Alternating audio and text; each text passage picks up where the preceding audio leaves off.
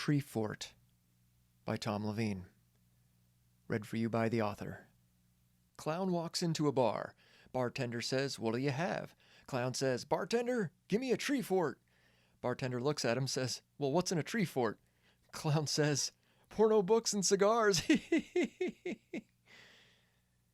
I smiled, but did not laugh. Tommy's voice rang clear and cold in my ears, telling and retelling his stale old jokes. I heard him as clearly as if he were still standing there beside me. Our fort never had porno books or cigars. Those would come as we aged, but our fort was free from such degradation. I stopped smiling.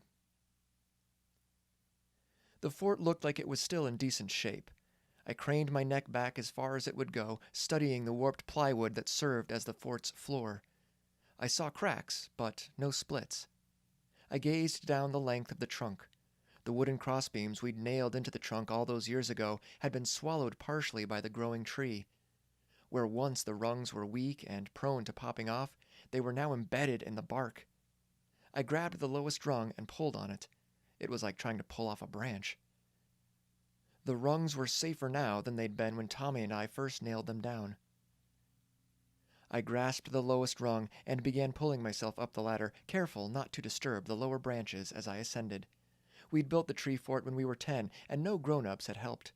We'd nailed the old wood together with nails pilfered from Tommy's father's workshop, and he'd never missed them. We'd surrounded two sides of the plywood with a short wall constructed out of 2x4 scrap. One side of the fort was camouflaged with green netting I'd asked my mom to buy us. From the ground, you had to look closely to see it. It was like a sniper's nest, exactly what Tommy and I had intended.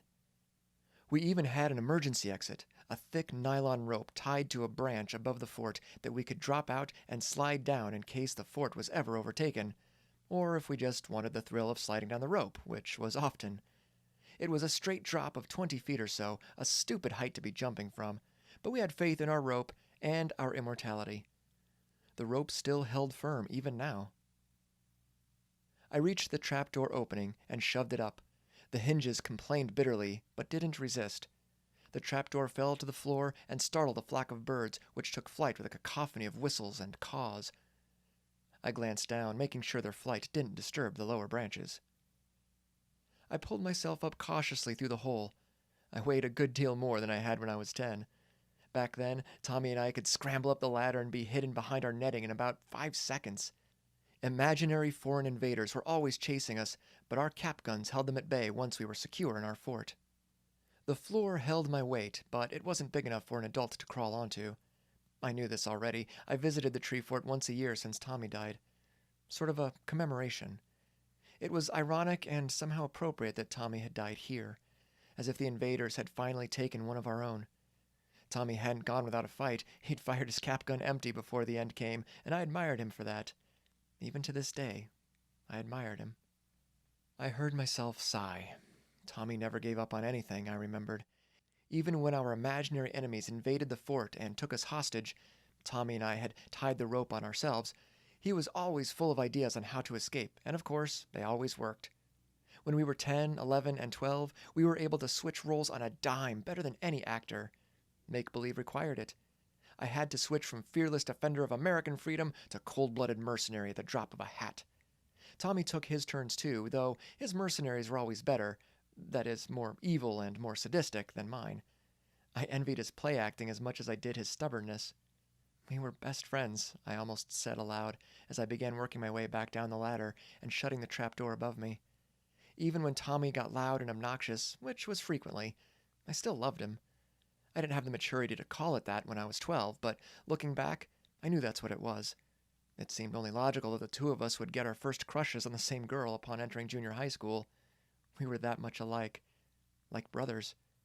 The object of our crush, Lindsay McNaughton, had been swayed by Tommy at first, but in the end had come to enjoy my company more. Maybe it was because she felt bad for me when Tommy died. It didn't matter to me at the time. Of course, by senior high, Lindsay and me weren't an item anymore, and Tommy was still dead. Lindsay had only gone out with me as a sort of comfort, and I didn't mind. Tommy wouldn't have either, I figured. I dropped the last couple of feet to the ground, careful not to disturb the lower branches. I glanced up at the nylon rope that hung taut from above, making sure everything was still in place. Tommy hadn't questioned me when I suggested we play war one more time, even though at that point video games and girls had become much more important to both of us. He'd joined me in one last daring escapade, this one involving more mercenaries than we'd ever faced before. Our cap guns almost glowed red with the amount of imaginary hot lead we rained down upon our enemies. We were outgunned in the end, but determined as ever to go down fighting, even as the mercenaries climbed into our fort. I had prepared for them, setting a neat trap with a slip knot in the rope that served as our escape route. When the mercs came bursting into the fort, guns blazing, I dropped the noose over Tommy's head and shoved him out the escape hatch. Tommy stayed in character till the end, firing his gun at me all the way down. I'd never heard a sound like the one I heard that afternoon, the wet stick snap of Tommy's neck when the rope had played out. With that sound, the assault had stopped, and I never played make-believe again. There was no need. Lindsay didn't play make-believe and certainly never played war. She wouldn't understand that I was a hero, that I had saved us both from Tommy. I sighed again and shoved my hands in my pockets as I watched Tommy's bones sway gently from the end of the rope. The police had never made it this far out of town when they searched for him, and I didn't feel like helping them out.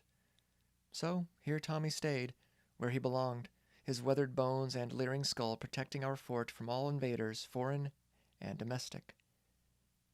I wondered how long his skeleton could remain intact.